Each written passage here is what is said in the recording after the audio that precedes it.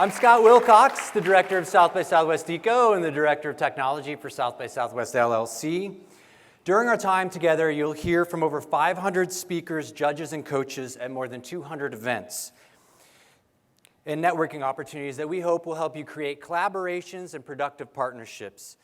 This year's programming spans the themes of cities, communications, CSR, design, energy and water, policy, and startups. In addition to the sessions, there are workshops, boot camps, one-on-one coaching, connect speed dating, competitions, and labs.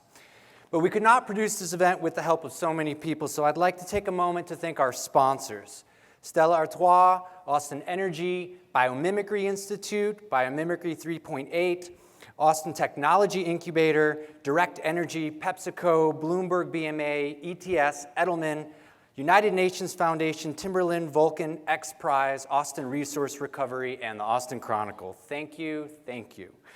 We could not do this without you. I'd also like to thank our advisory board, our partners, the South by Southwest Eco staff, our interns and volunteers who worked so hard to produce this event, but most of all you, who've made time in your busy schedules to be with us. We hope that throughout the keynotes this year, you're inspired to ask questions. So this year, we have a cool new way for you to do so. If you open Slido.com on your phone, tablet, or computer, you can ask questions anytime during the event using the hashtag SXSWECO, and we'll pull those questions during the Q&A. I'd also like to note that this session is eligible for AIA credits. Now we get to hear some amazing engineering and a really innovative way to build a company. The arterial lines in the cities will clog and implode over the next few decades. The problems are endless. Ancient infrastructure is crumbling, renewable energy strategies aren't materializing fast enough, and rapidly growing urban centers are buckling under the weight of commuting residents. And all the while, the specter of global warming threatens to quite literally sink everything. But our speaker today is pioneering a solution. Traveling almost as fast as the speed of sound, the Hyperloop will be much today's conventional methods of transportation and be powered by renewable energy.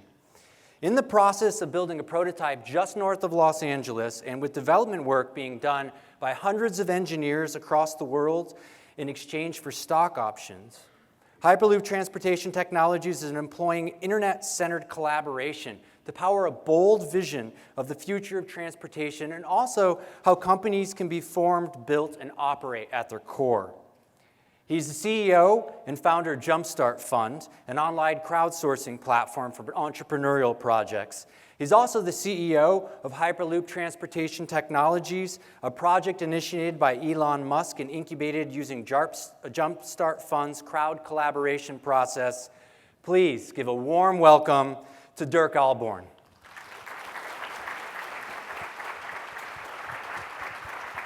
Thank you, Dirk. Thank you. All right.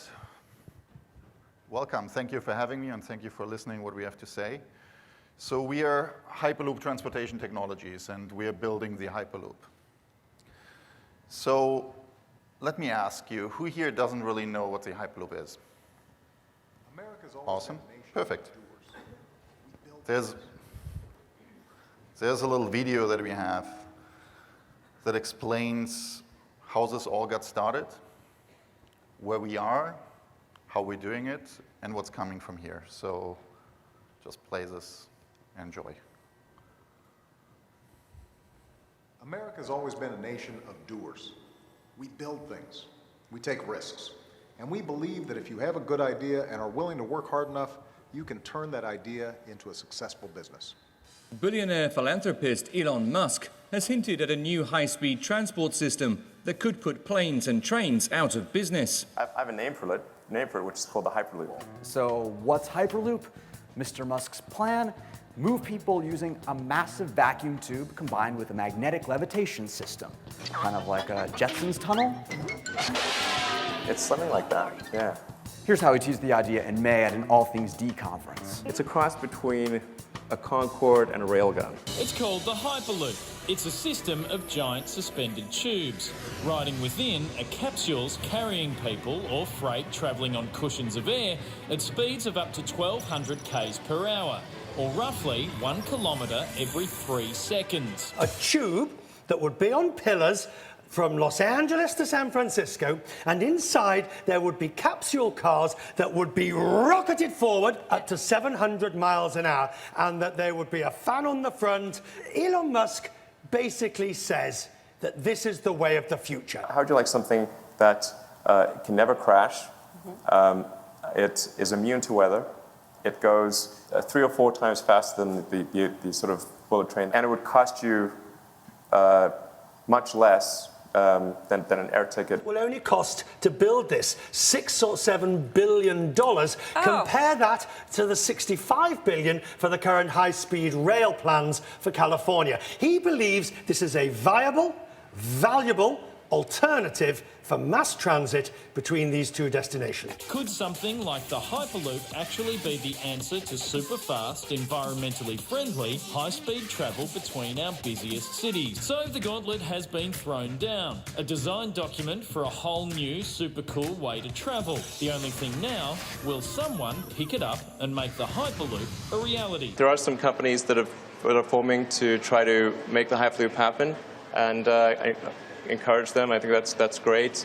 I'm super focused on Tesla and SpaceX, and to small amount on Solar City. So that basically completely uses up my brain. Tesla founder Elon Musk proposed this new technology called Hyperloop, and it's being developed right now in Playa Vista, here in this hangar behind me. The only resistance would be the air in front of the capsule, which we move to the back by using a compressor. Company Hyperloop has teamed up with the students to create this tube technology that's designed to connect cities up to 400 miles apart. Dirk Ahlborn says it's safer and more efficient than the railroad. Well, the system is completely computerized. So you optimize the system, and then you actually have the humans to monitor it. In railroads, most accidents were all human factors. Plus, a lot of the derailments are actually happened because something's on the track. So we're in a closed system. We're completely managed by a computer system. There's no human factor that can actually create those issues. We actually plan on seeing the first Hyperloop very, very soon starting. Can you imagine and walk us through what it might be like to travel at the speed of sound? It's not going to be much different than sitting in an airplane, actually. Obviously, for us, it's very important to make it as good of an experience as possible. So this is an independent organization that has formed. We have 170 engineers, scientists, and really great professionals with amazing backgrounds. The race is on. Elon Musk's vision for a high-speed passenger pods known as the Hyperloop is one step closer to becoming reality this morning. One of the known companies competing to capitalize on Musk's proposal, announcing today it has struck a deal with landowners in Central California to build the first full-scale Hyperloop along a 5-mile stretch along I-5, with construction set to begin in 2016. Let's bring in Dirk Ahlborn, who is the man who runs the Hyperloop Transportation Technologies team, which is announcing this deal with Quay Valley, California. Dirk, tell me about this deal and really when you expect this Hyperloop, this 5-mile stretch, to be finished. Quay Valley is supposed to be breaking ground beginning of 2016. That's when we will start working on our development. So we will be starting ground at the same time. At this moment, we expect to be done by 2018. Hyperloop now appears one step closer to reality. Starting next year, that theory will turn into a groundbreaking in Quay Valley, Kings County off of I-5. A developer there has just committed a big chunk of his private land toward the project. It's a 5-mile loop that would take visitors through a planned entertainment district. There's going to be a test track. Elon Musk has announced that he's going to build a small-scale test track. It's a necessary step for us to be building a full-scale version, and Quay Valley is a sustainable model town of the 21st century, so it's a perfect fit. They're expecting over 10 million visitors per year, so we will actually be able to generate revenues very, very fast. The company plans to go public later this year. We want to do a public offering. We want to give our community that's supporting us the possibility to own parts of the company. We want to make sure that the people that have been helping building the company and this technology are able to participate in the investment, in the fundraising, and the upside of the company. With their contributions to Hyperloop, these students from around the world now have stock options in the company. But they say they're not in it for the money. As a student, I start to feel like I'm in part of some great career that might turn to work. Will the Hyperloop kill the railroad? the Hyperloop is going to do to the US what the railroads did in the 1800s. So it will change the way we live. It's possible today, it's based on existing technologies, and it's the right time, it's the right moment to finally get something doing like this. Is it visionary? In 30 years' time, will you and I be sitting on our rocking chairs going, well, we talked about it then, and he did it? Do you think this is possible? This is not just... Yes, absolutely. Absolutely, yeah. For all those who said this is just a neat little thing to draw on a cocktail napkin, these guys are saying it will become reality. All right.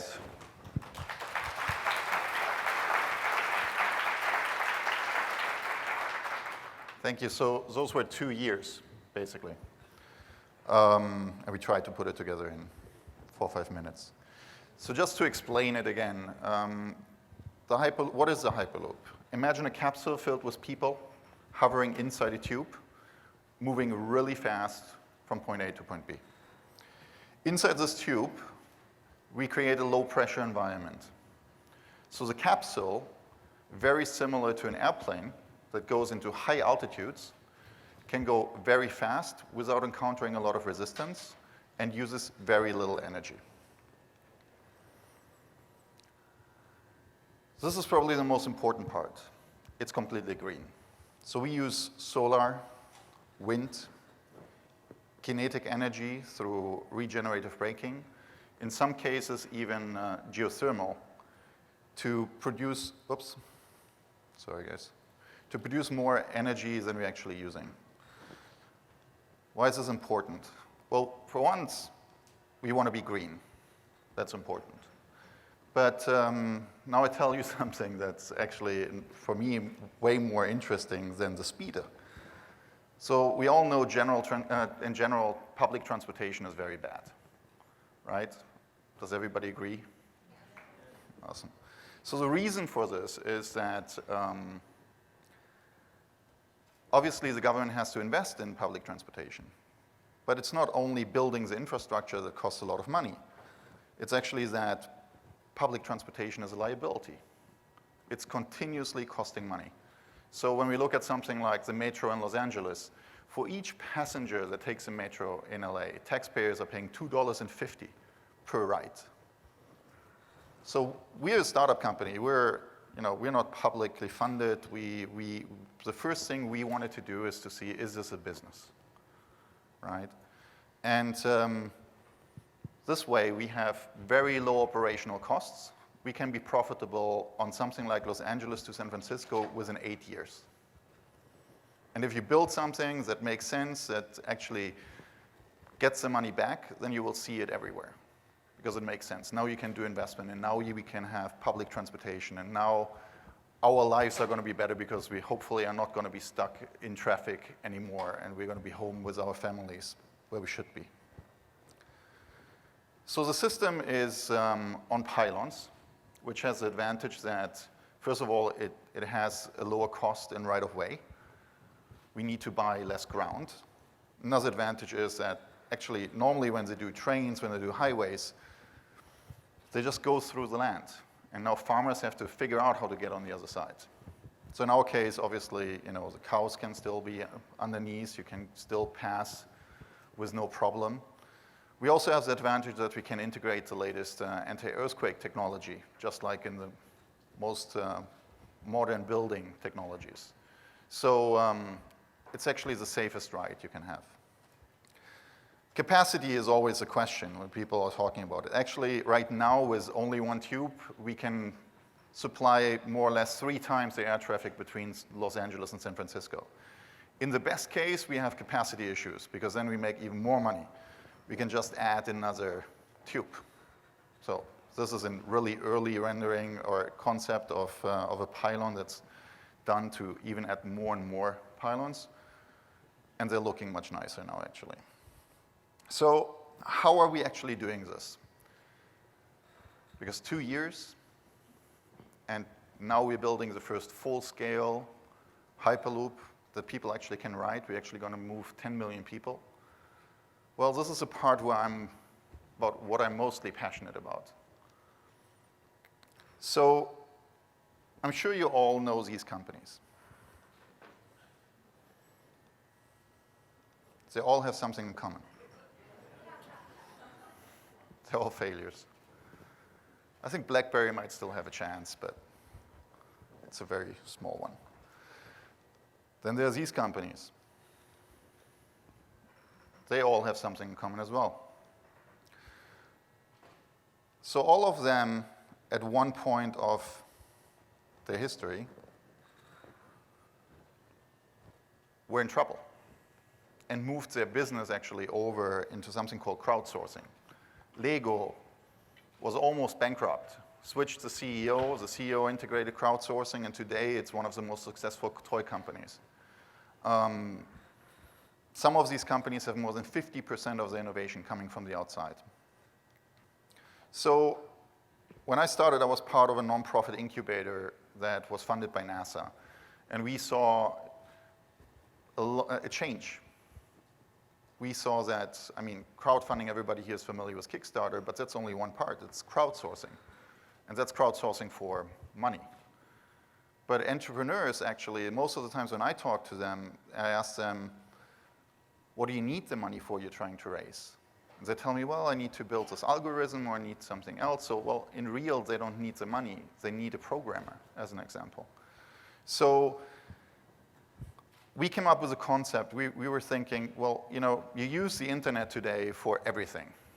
You order your food, you order your groceries, you get your dry cleaning, you find your boyfriend, your girlfriend online. But when it comes to creating a company, it's still you with a buddy and a beer, and a bar, and a napkin. 6 months in, you realize nobody actually wants your product because you were the only one really thinking that's really cool and everybody needs it. Or you figure out that advertising wasn't the best idea. Now, if you would have 1,000 people, and these 1,000 people would give you their honest opinion, they would give you their ideas, their connections, you could build a smarter company. And that's the concept behind Jumpstart Fund. So when Elon Musk presented the Hyperloop, we just launched in beta. And we're not perfect. We're just building this, and we're making it better while we're going, and we're trying and figuring out what works and what doesn't. So at that time, we were just in beta, launched. We brought it onto the platform, and our community went crazy. We had them vote if we should do this.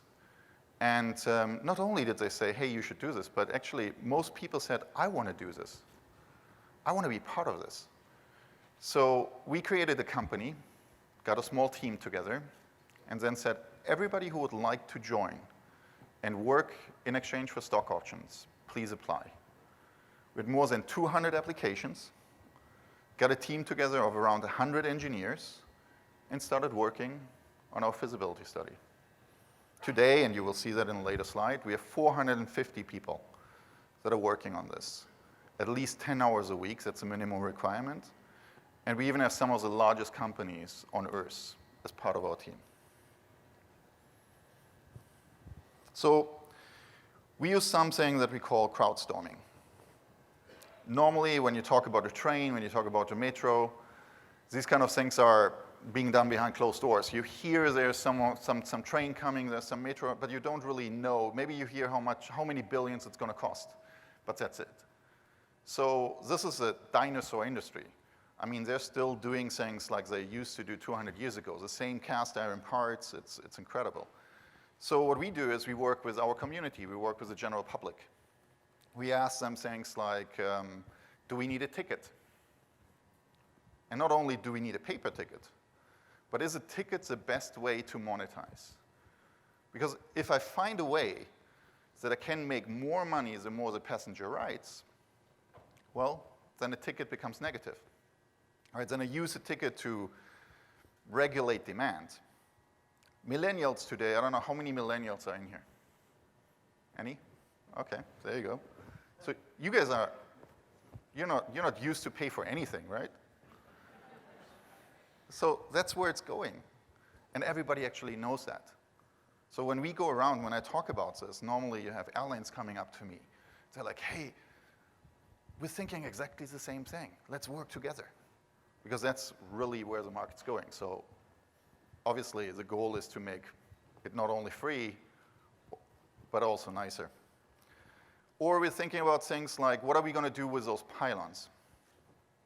If I look, I mean, again, we're a startup company. We're You know, it's, we look at how much money do we have to spend on a Hyperloop, and it's billions of dollars that go into the tube and go into the pylon. And now the pylon, that's just sitting there, holding up a tube. So, and it's actually just asking this question, because if I tell you, here are 200 pylons, they're yours, what are you going to do with it? You start thinking about it. And it's asking this question that really makes a difference. So we're coming up with great ideas. Some of them are crazy.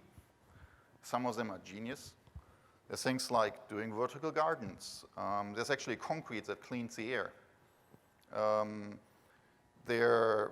You know, you can, I'm a firm believer that we're going to be able to generate water.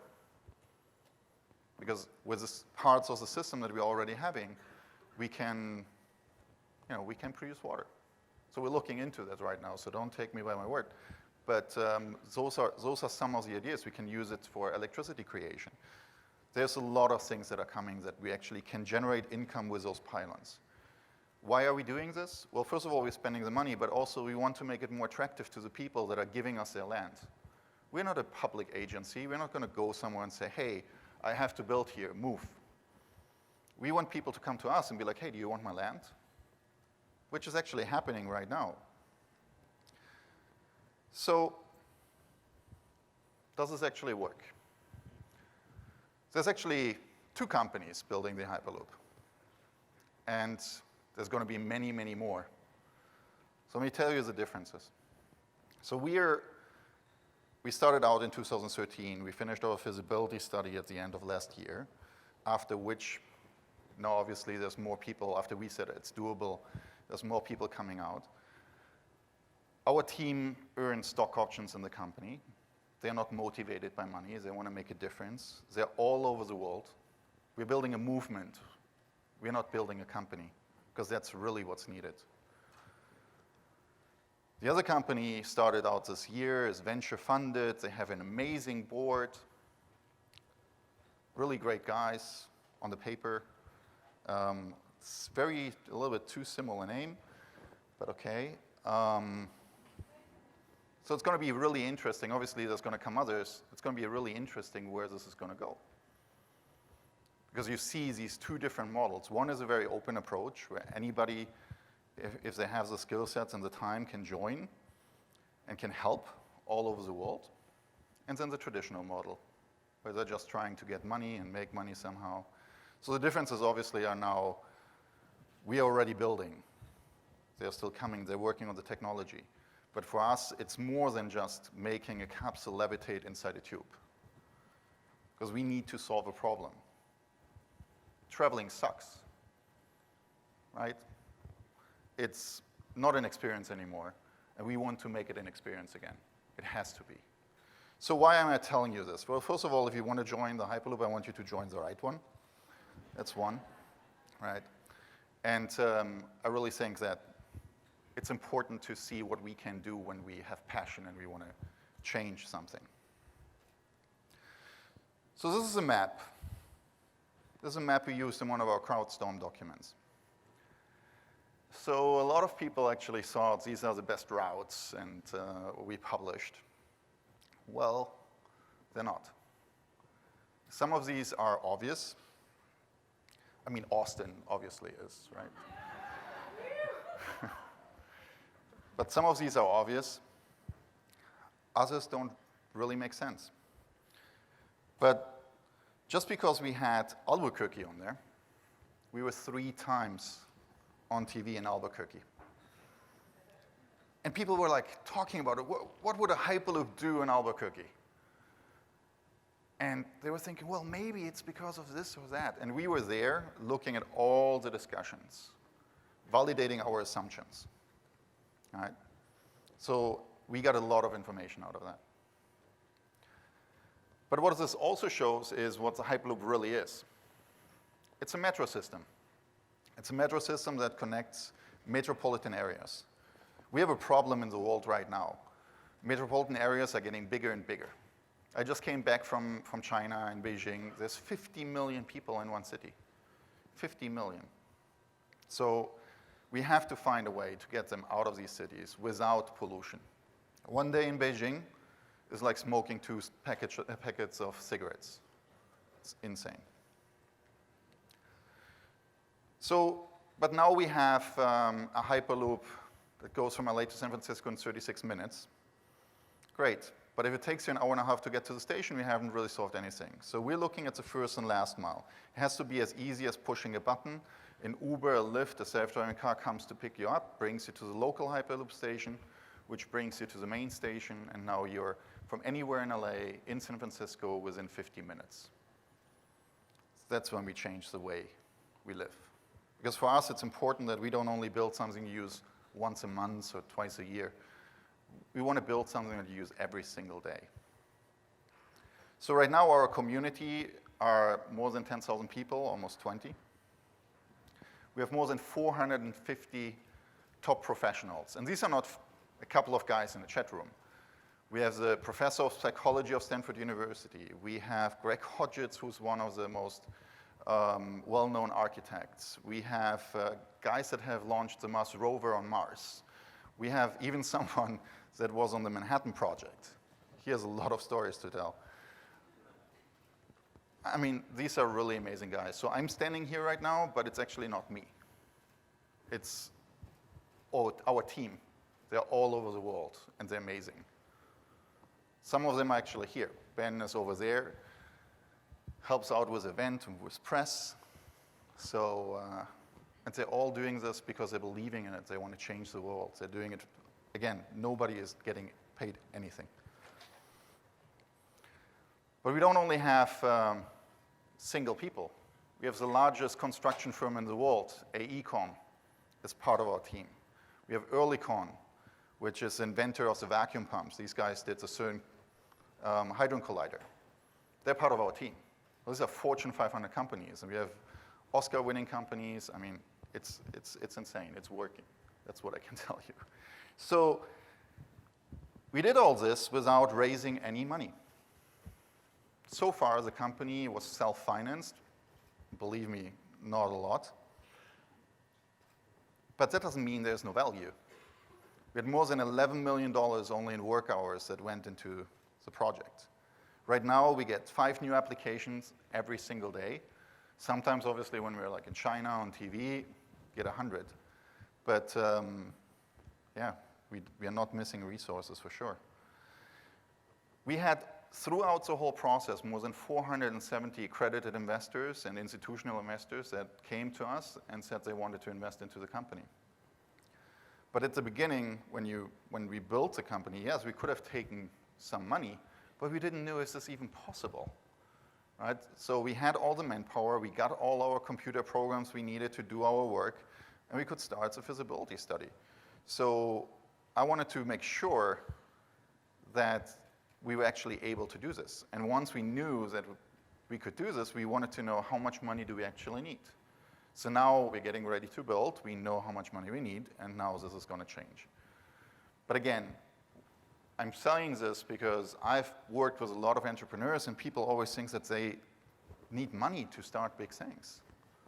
Like, we prove it's not like that. I say it's impossible enough to be possible. So you need the wow factor in every company you're building and get other people involved and passionate about. And most importantly, ask. Because strangely, as soon as you ask someone, hey, can you help me? A lot of times they actually do. So we got more than $12 million worth of right-of-way that came through the community. We got the land, the easements of the land, just given to us. And people that are like-minded. And again, that was not the only one. We actually had the choice on where to build. So as I said, we work with several companies that are part of the team. We work with universities. I love, the creative mind of the students. We're trying to bring generations together. So the guy that works at that worked at the Manhattan Project, he actually invented the insulin pump that you have in that get transplanted in. And so he works together with students that are just coming out of school. I think that's amazing. So when are we actually going to see this? Because obviously it sounds like science fiction. It's actually not. So the technology is not a big problem. Most of our technology was already developed. There's a little trick when you build a company, any company, so any entrepreneur should actually know this. We are spending I believe it's $63 billion every single year in research and development in the US. There's national research laboratories. They're there. They have a public mandate to make these technologies available for the public.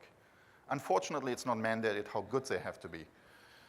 But it's a resource. You can go there, and there's amazing technology already patented, and they have amazing scientists that can help. So, you know, the other day I saw a flying robot butterfly. That was amazing. So if anybody thinks we can't make a capsule levitate inside a tube, I don't know. But now the next step for us is actually starting to build. We do this in Quay Valley. Where's Quay Valley? Well, Quay Valley is in Kings County, California, right between LA and San Francisco. We picked Quay Valley. Well, first of all, it's 2.5 hours from Los Angeles, so it's fairly easy for me to get there. But it's also right next to the I-5. So the initial project was proposed to be right along the I-5, and that's where we want it to be. So next time you drive from San Francisco to LA or from LA to San Francisco, you'll see us building on the side. So stop, come and say hi. But why Quay Valley? So Quay Valley is a model town of the 21st century. It's supposed to be a walkable city, 100% solar powered, cutting edge technology in terms of water recycling. But they're also going to have an entertainment district. So they're going to have 3 resorts, a theme park, a big shopping component. So we are actually going to be able to move 10 million people and learn while we're doing this. So this is not about speed. It's about optimizing boarding procedures, capsule handling, being able to have a different capsule come every time you use it so that we can figure out what do you actually like, how does it, you know, how is it about the interior? So small changes that are important for us. Basically beta testing.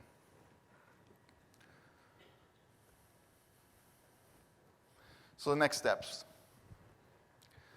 As I mentioned earlier, now we're getting ready to raise. We're doing a public, we're actually doing a private round with strategic partners, venture capitalists. We're planning a public offering. The reason for the public offering is not, you know, like everybody imagines always to go on the stock exchange and make a lot of money. It's, in the US, it's forbidden for non-accredited investors to invest into private companies. Only accredited investors, so those that have more than $1 million worth in assets or make more than 200 or 300,000, depending if they're married or not, per year can invest into companies. What that means is like people like me, I mean, I was there when Facebook was born, basically, and I was one of the first Facebook users when they opened it up. When they did their A round, I would have given them $20 or $50. $20 in Facebook's A round today would be somewhere around 600,000. I wasn't allowed. I couldn't. So the only way to do this is through a public offering, and that's the reasoning. So we're looking at it right now, the different ways, but that's really the reason behind it. We want to make sure that our community, because this is a crowd-powered company, we want them to be there from the beginning. So Quay Valley then will start in around the second quarter 2016. Elon Musk has committed to build a test track to support the community, to do open source competitions. And the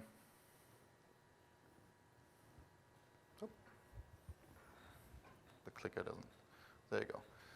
We're going to start the test optimization, and hopefully 2018, 2019, we see the first revenues. And obviously you're all invited to come to the opening. All right, so this is important. It's the reason for which our team members are working on this is not because they all think they're going to get rich. It's because this is a problem. It's one of the biggest problems we're having. People are dying earlier because they live in a specific city because the air quality is so bad. we're spending years of our lives in traffic away, right? I have 2 little kids, and a lot of times I missed to see them, missed their bedtime, because I couldn't get home in time, because traffic is so bad in LA. And if you look overseas, it gets even worse. So unfortunately, this project right now is being done in the US. We're building on private ground, only 5 miles. The first full-scale version very likely is not going to happen in the US. And that's the reason why we're doing this like this, because it takes a movement. Elon Musk wasn't the person that invented this concept. It has been around for quite some time. In 1870, there was a first project. It was actually kind of a pneumatic metro system between New York and San Francisco. In 1904, there was a first patent for vacuum travel inside a tube. In 1969, the Minister of Transportation of the United States government had an article in Popular Science where he explained how important tube travel would be for the United States, and 2 projects financed by the government. Just recently in Switzerland, there was another project called Swiss Metro. So all these projects failed, but they didn't fail because they weren't possible, technically. They all failed because they were done by single entities, single countries. If we want to try to do this in the US, it would take 30 years because we are very bureaucratic. So right now we have 20 city pairs that are interested in having the first full-length Hyperloop. Unfortunately, the US and Europe, a little bit too bureaucratic, but we will see the first Hyperloop either in Asia, Africa, or India. They have problems now, and they have to solve them. So obviously, we want smart minds. So everybody who thinks that they can bring something to the team and want to join the company, talk to me. Thank you.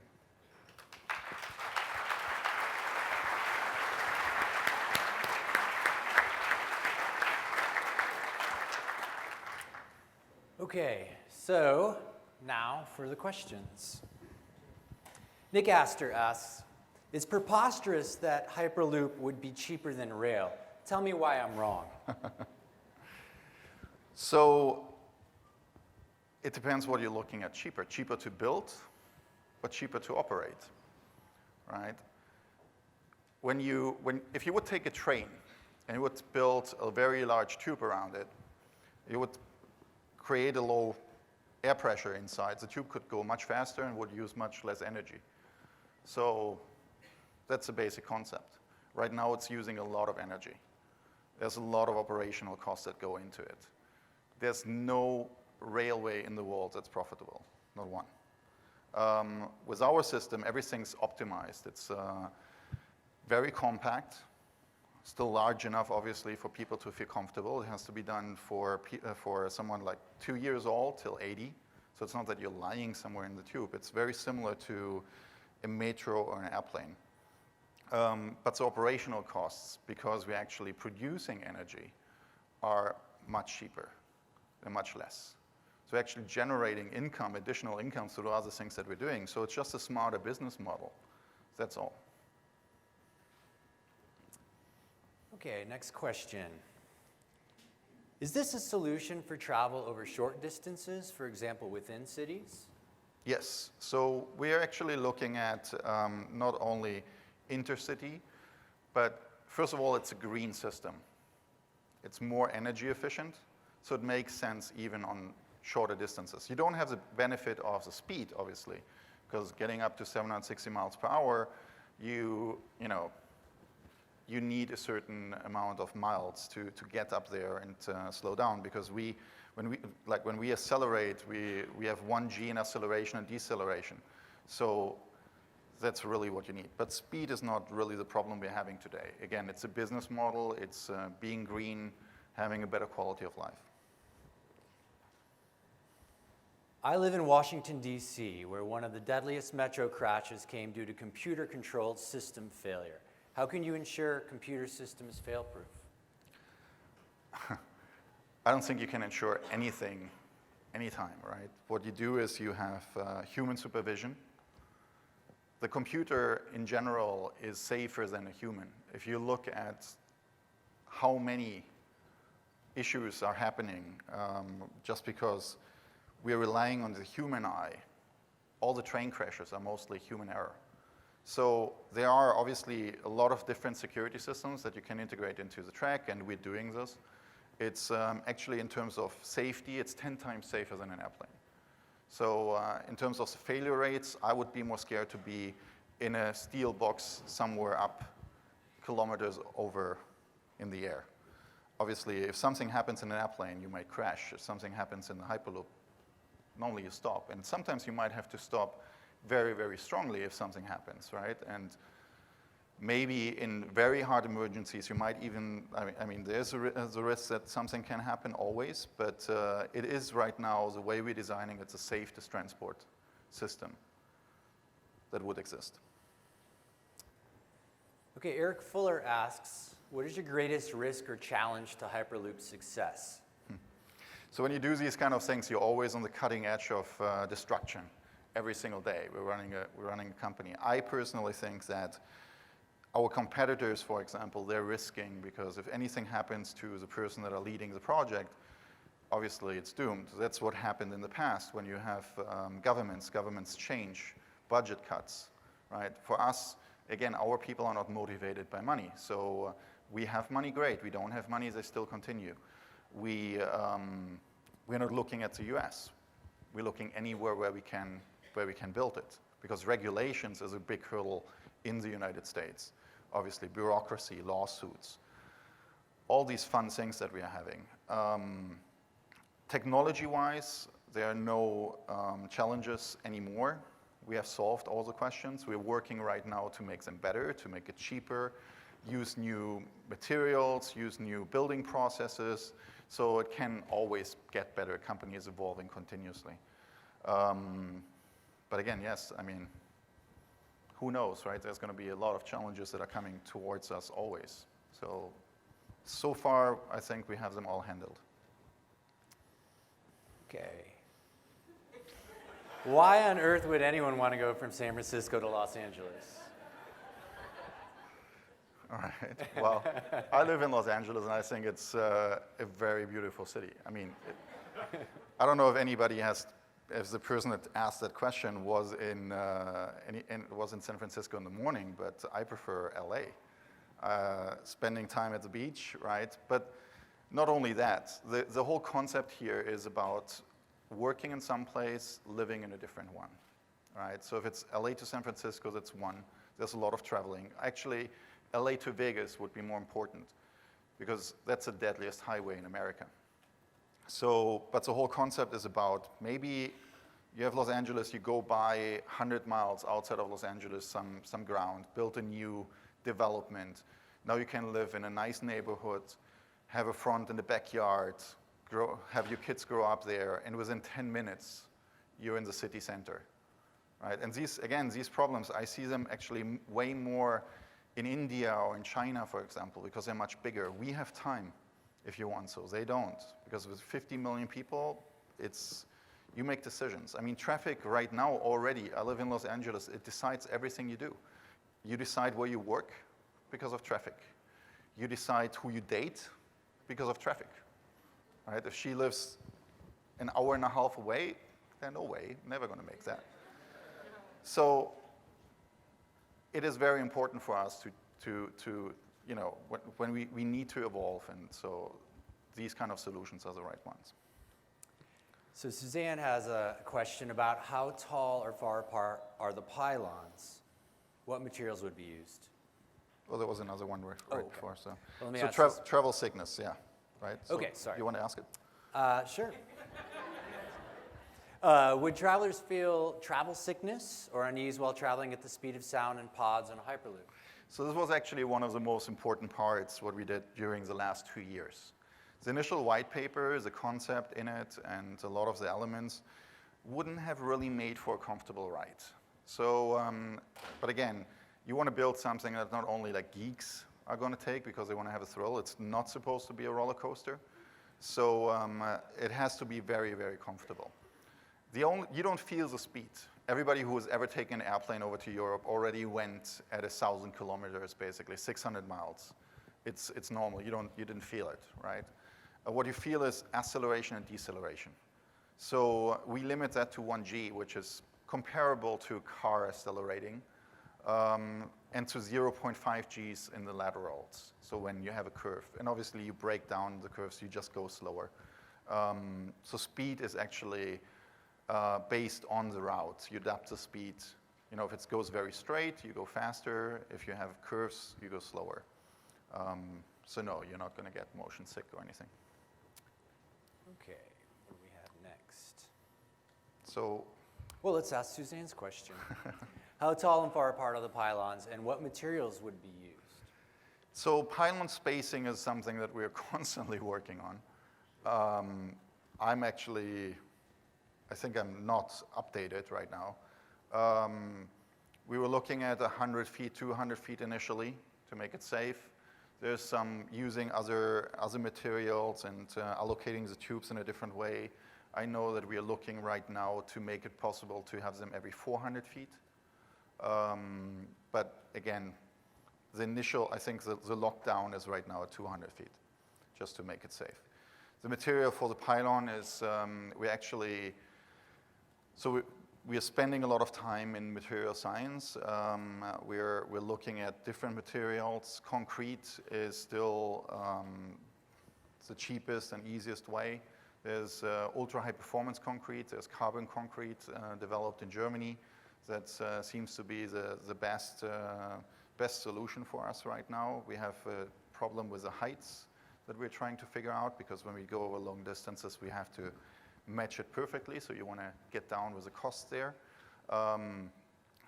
But there's a big part in our team that really want to find a solution that doesn't use concrete. So if anybody has a solution and a concrete alternative, we are very interested in looking at that.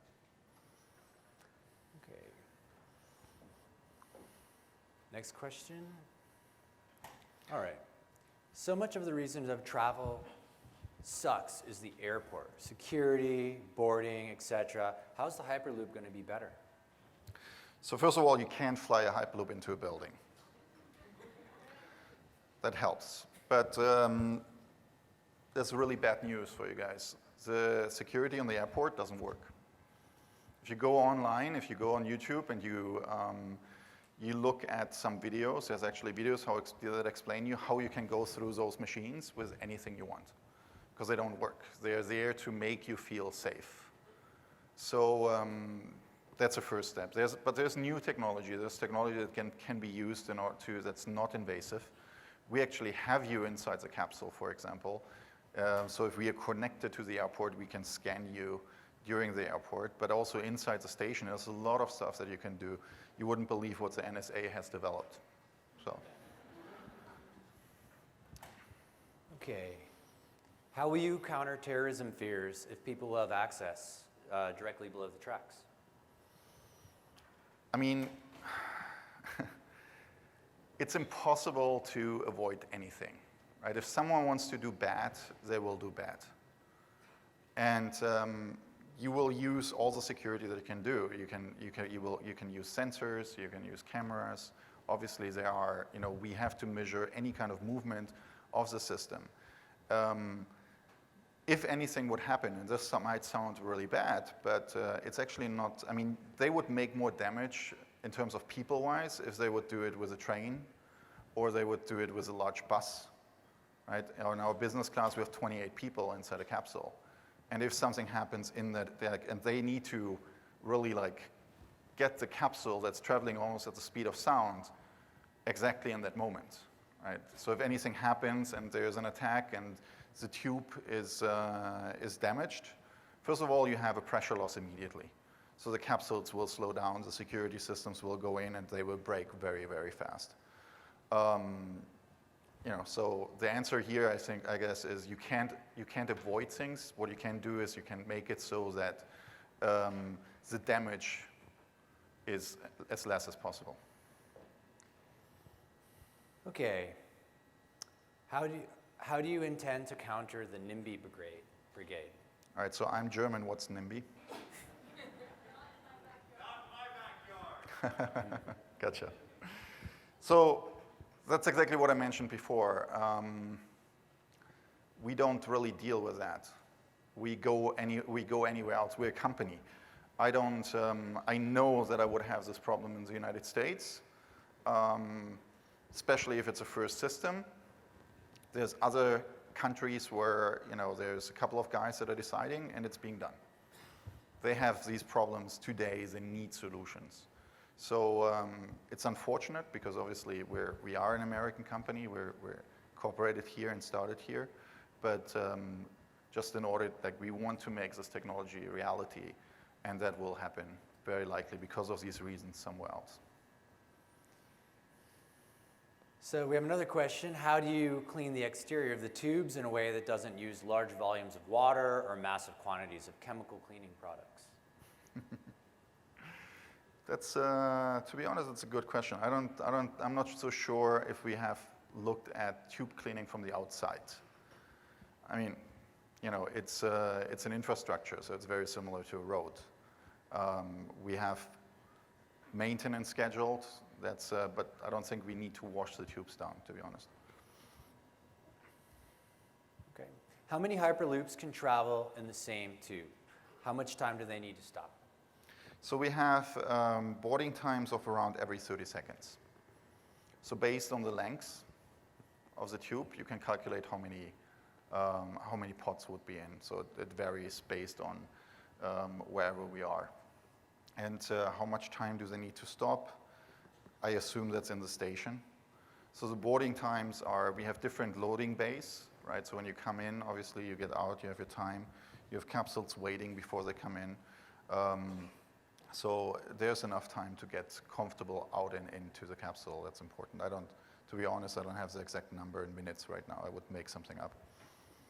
All right, we're gonna do one more question here. Have you considered moving across water oceanic bodies? Considered? Yeah, I mean, I guess we have considered, but we are not looking at going underwater. We're not, safety is a big issue. If you're moving freight, going underwater, yeah, sure, no problem. But the moment you go underwater with people, they have safety concerns. You have to have emergency exits. You have to get them out. So it would be very similar to the canal they built between France and Britain, for example, right? So you would use a tunnel in that case.